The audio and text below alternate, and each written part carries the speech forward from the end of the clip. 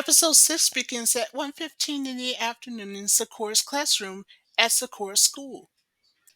There's Miss Mackenzie, as usual, and she just told the entire class the good news. There's an art festival that's coming up later, and she wanted to know from each of the classmates if there are any ideas for it.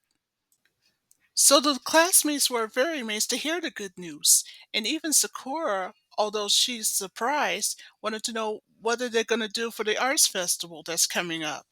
Well, Madison, being as supportive as she can be, just told Sakura, well, I guess we'll just have to find out then. Even Maylin was surprised. She says, wow, I didn't know you guys have a art festival here at this school, she said. Then Sakura told Maylin that not only that, but even better, the whole school's pulling it all together. It'll be fun. Then Madison, who agrees with her best friend, says, just about a year ago we did a musical. Nice, Maylin said. And that's when Miss Mackenzie told everyone that there's some even better news. She said that since they had their vote on since the day before, so she came up with a suggestion. Why not come up with a play for the art festival? So every classmate agrees with that idea. They were cheered with joy. Well, even Sakura was glad to hear this news, and she couldn't help but think to herself what kind of play they'd be doing. And that's when sitting behind her was Lee. So instead of answering Sakura's question, that's when Miss Mackenzie continues to explain how it works. Well, she says that both the sixth grade and the fifth grades are doing plays. But since the sixth grade's doing Shakespearean, so Miss Mackenzie has a better suggestion. Why not put on a play that's based on a fairy tale instead? So Miss Mackenzie was asking the entire class of what they thought of it. The next thing you know, Sakura couldn't help but having this dream that she's been having lately. In flashback, we go back to Sakura's dream about the radio tower. Well, not just that, but also the figure in black, the one with gold eyes, and also has the moon bell, just like the one that Miss Mackenzie had. So anyway, back to the present. In the classroom, Sakura was sure that the woman in her dreams was Miss Mackenzie, just like the dream card showed her, just like in the last episode. But she's not so sure of it yet. Sakura also said in her case that Kira had mentioned that the dream card can show her premonitions, everything on things to come and what's in store for her. So long story short, after that flashback, Sakura couldn't help but wonder what if that premonition she had will suddenly come true. So even though Sakura wasn't sure about what her premonition's all about, but she says in her case, and I guess she wasn't kidding about that, is when Miss Mackenzie's around. In Sakura's case, she felt a lot safe. So while Sakura was asking to herself, why is Miss Mackenzie in her dreams lately? And that's when Miss Mackenzie told the entire class that what the play's gonna be. So she says, I'll tell you what we'll do. We'll do Sleeping Beauty. How's that sound? She said. And so the entire class, after Ms. Mackenzie writes it on the chalkboard and told the entire class the play's going to be Sleeping Beauty, the class was very excited and overjoyed. And here's something even better. Miss Mackenzie says there's going to be parts for each and every one of the members of the class. Now that's something. So now that the parts are on the board, and of course, according to what Miss Mackenzie says, that each of them will get one of their roles, randomly, so to speak. So Miss Mackenzie told the class, now all you had to do is just line up one at a time in alphabetical order and write which part you want to do. And that was really exciting for all the class to hear this news. So one at a time, one by one, that's what the entire class did. Of course, Sakura couldn't help but wonder who's going to play the part of the prince. She couldn't help but think that to herself. So after Maylin took her turn, and that's when Lee was approached by Miss Mackenzie. And then Miss Mackenzie looked at him and told him, don't be so cautious. Whatever's going on, Miss Mackenzie said to Lee, it's not going to be at least for very long, she said. Now Lee was surprisingly shocked because he had no idea of what to make of it. He couldn't help but wonder, what did she mean by all of that? And that's when Mei Lin approached him to ask a question. Have you finished filling in your blank spot yet? So Mei Lin wants to know what was going on with him. Instead, he didn't answer. So he went back to his desk behind Sakura. So as Sakura was looking behind her over her shoulder to look at Lee to ask what was wrong with him, he said, Miss Mackenzie said it won't be long now. Sakura was in shock. So Sakura asked him, what won't be long? What does she mean? I'm not sure of it yet, Lee said. But the way I see it, Lee says, that whatever's going on around here, there's something about her that I just don't like, and I have a reason not to trust her at all, he said. So long story short, that's when Miss Mackenzie says, okay, let's find out about the results of who's playing what, she said. Maylin just told Madison about the Sleeping Beauty reference. She says, if I remember it right, it's a story about a wicked witch that puts the princess to sleep. And of course, she's not kidding. And then Maylin just asks Madison a question, and then the prince just wakes her up in the end. Am I right? That's right, Madison says. Well, of course, she's not kidding either. So Maylin, who agrees with Madison after that reference, she says, this will be fun. So now here comes the moment of truth for Miss Mackenzie to pick a prince and a princess to be part of the play. And guess who she picked for the prince? So long story short, meanwhile at the Avalon residence in Sakura's upstairs room, Sakura just told Carol the good news that her school is going to have an art festival that's coming up, and even better, there's a play called Sleeping Beauty, and she's playing the part of the prince. And Carol says, really? You're playing the part of the prince? He asked. Oh, by the way, when Carol asked Sakura who's going to be the princess, surprise, none other than Lee himself. Now we know how Tori felt when he played Cinderella. Remember in episode 14 in the last season? Then Sakura said that even better, Miss Mackenzie is allowed to let everyone have their shot for their art festival. So Kiro says, so let me get this straight. Miss Mackenzie is the same teacher in your dreams lately? That's what he was asking her. So Sakura not only said that yes, that Miss Mackenzie was the same teacher she's been dreaming about, and there's no doubt about it. Now Kiro, who agrees with Sakura, he says, well, you're right, there is something about her. Now Kiro just told Sakura he's not even sure what is it about Miss Mackenzie that threw him off. Even Lee has seen her too, and there's something about her that he doesn't trust at least a bit. Then Carol says, but then again, I may be wrong. I might be sensing something else or someone else in this matter, he said. Oh, I forgot to mention that also with Sakura is her best friend Madison, and she too is in Sakura's upstairs room. So Kiro decided to make a suggestion with both Madison and Sakura to investigate further. He said that he wanted to go with her and Madison to school the very next day. The reason? Because as Kiro says in his case, if something is off with Miss Mackenzie, he's going to find out sooner or later. So later that afternoon at Sakura School the very next day, while there's a dodgeball game going on, there's Sakura now, and she was walking along. She was studying the script of the part of the prince of the play Sleeping Beauty. So after Sakura was studying her lines, and then she thought, oh boy, what am I getting myself into? But she's not the only person that's gone over her head about that role. Lee was too, and he's up in a tree. And guess what he's doing? He's studying the script for the role of the princess. So, being curious, that's when Sakura wanted to know from Lee if he's studying the script too, and he almost fell off the tree. But luckily for Lee, he managed to regain himself from falling off the tree. So Sakura says, oh my goodness, are you okay? Don't worry, Sakura, Lee says. I'm okay. So that's good news for her, and that's a big relief also. And I guess Sakura wasn't kidding when she spoke in her case to Lee to say, gee, I guess studying the lines is very difficult. Of course, Lee happens to agree with her. And of course, Sakura says, gee, I'm so nervous. I've been studying the line of the prince all day long, she said.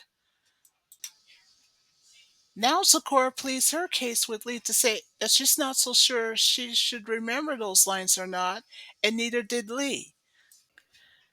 So being curious, Sakura wants to know how are his lines coming along. They're fine, Lee said. Well, Sakura says, I guess in my case that what Miss Mackenzie said to you earlier really shook you up, didn't it? She said. You're not kidding, Lee says, because it kind of did.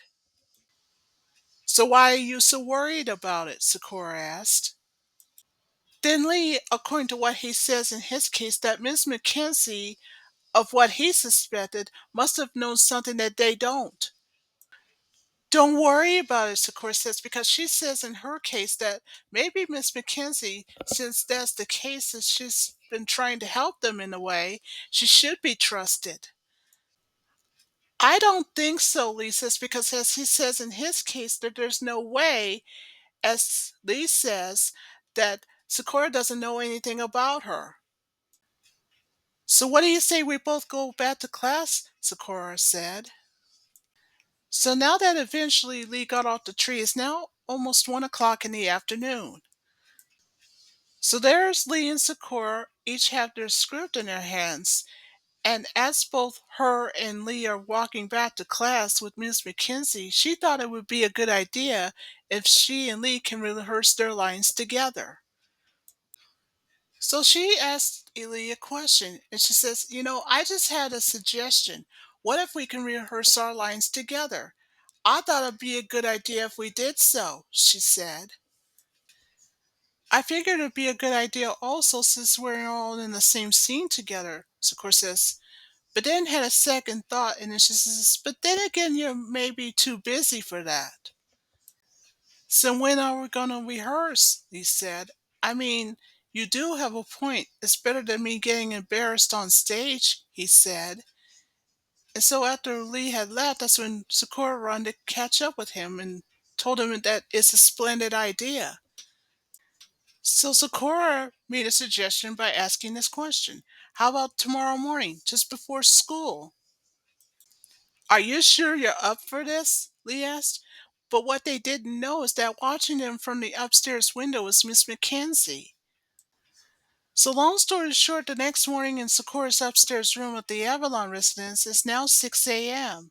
And she has not just one alarm clock, but three. Her own, her brother's, and her father's, all ringing at once.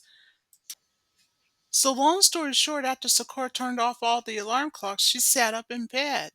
Kira, who comes up from her bottom desk drawer, asked her, what time is it? And what's the deal with all those alarm clocks? He asked. The Sakura explains that the reason being of why she had to borrow those two alarm clocks, one from her brother and one from her brother and her father, is because she wouldn't sleep in so late. It seems like a good idea at the time, she thought. On top of that, Sakura also explains to Kiro that she must meet up with Lee at school earlier that morning so they can rehearse their lines for the play.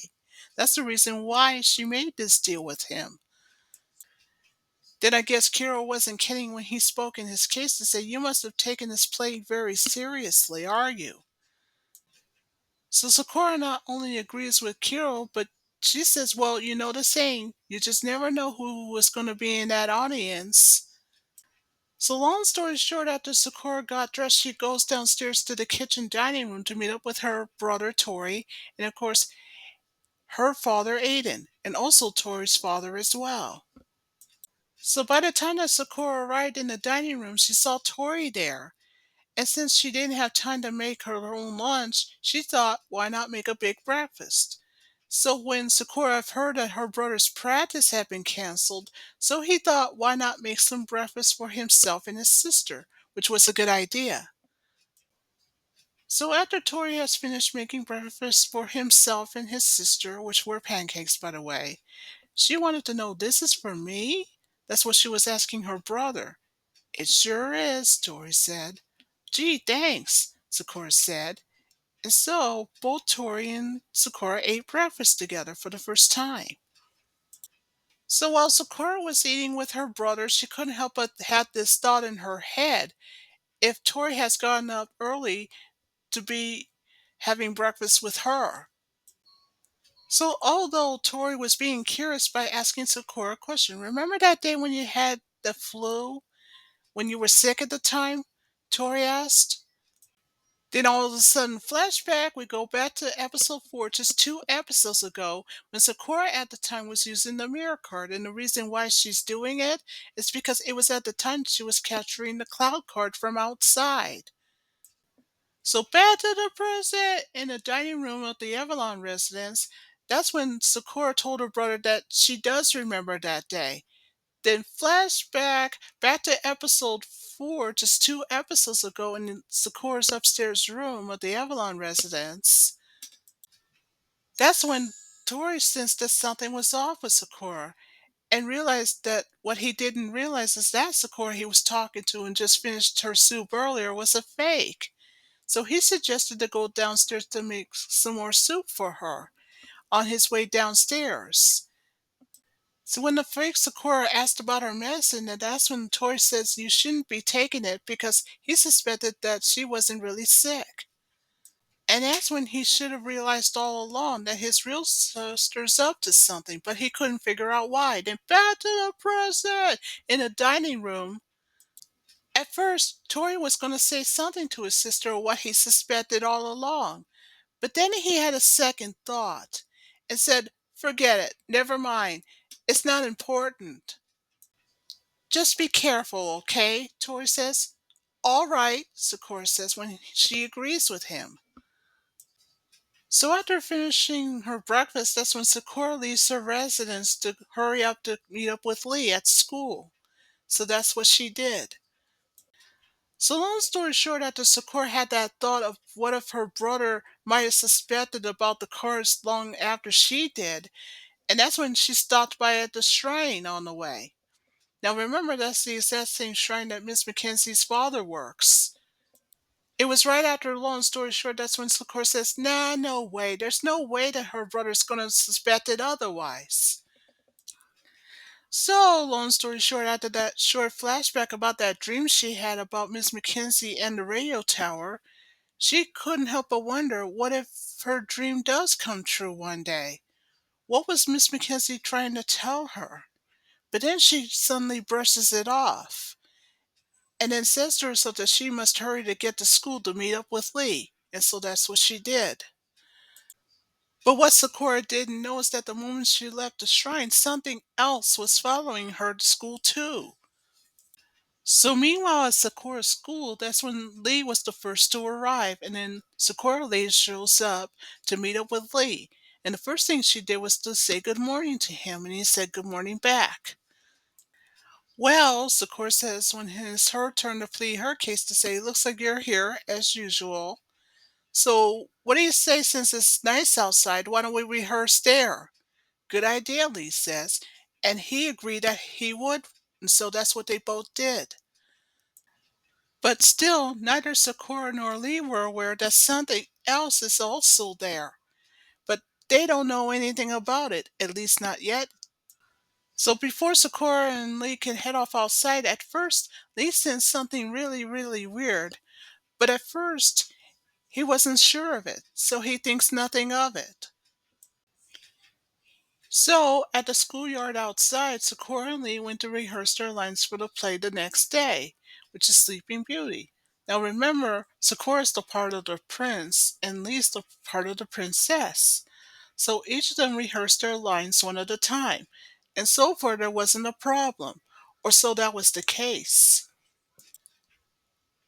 But then suddenly, long story short, just when Sakura was about to do her line and to kiss the princess, just like what the prince did in the story, that's when something came out of nowhere and about to swallow Lee inside the ground. That's when Sakura and Lee should have realized that what they should have seen coming was a you know what, the sand core to be exact. But why didn't they see it? Why couldn't they sense it?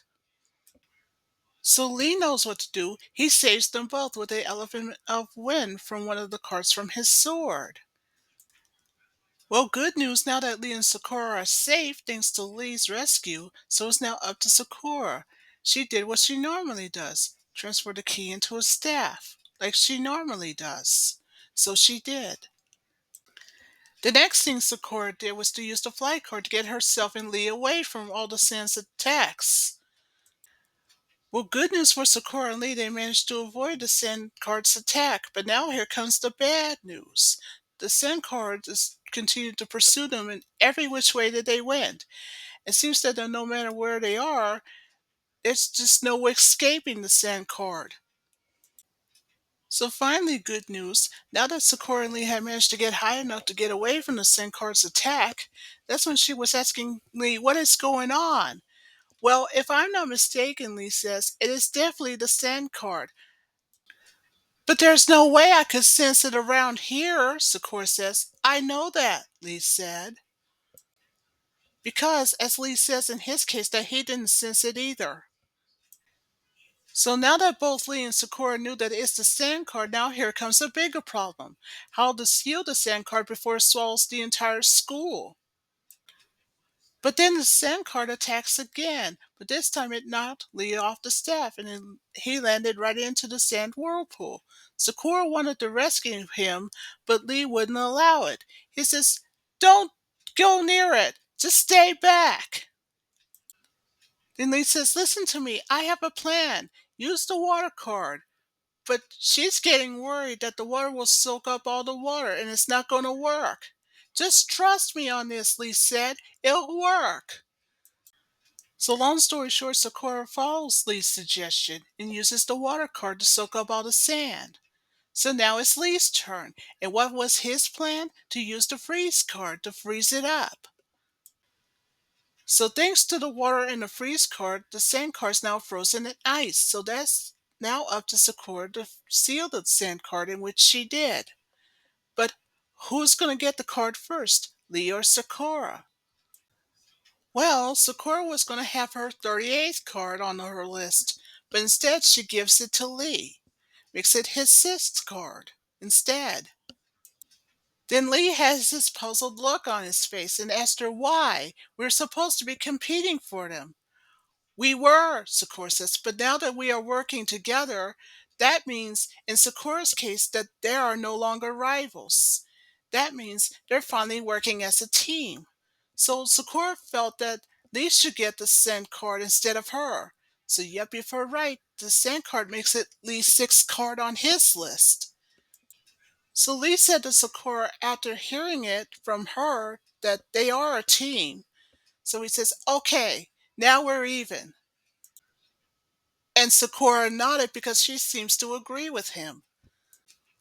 Of course, what's even better is that thanks to Lee and Sakura's teamwork, the schoolyard is saved, and just in time too, now that the sand card has been caught.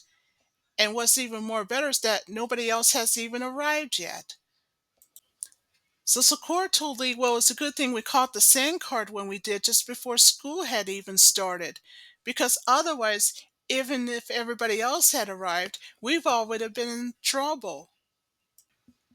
"Do you really think it's really a coincidence," Lee asked, "that what if the sand card had waited for the right moment for both himself and Sakura to be by themselves, just the right time?" That's what he was asking her. "Why would you think that?" Sakura asked. At first, Lee was going to answer Sakura's question, but then said, "Forget it. I'm just too much into it, that's all," he said when he dismissed it. So Lee was the first to head off, but before Sakura can catch up with him, that's when she looks up. And she couldn't help but wonder what is going on in her head. Why did the sand card show up the way that it did?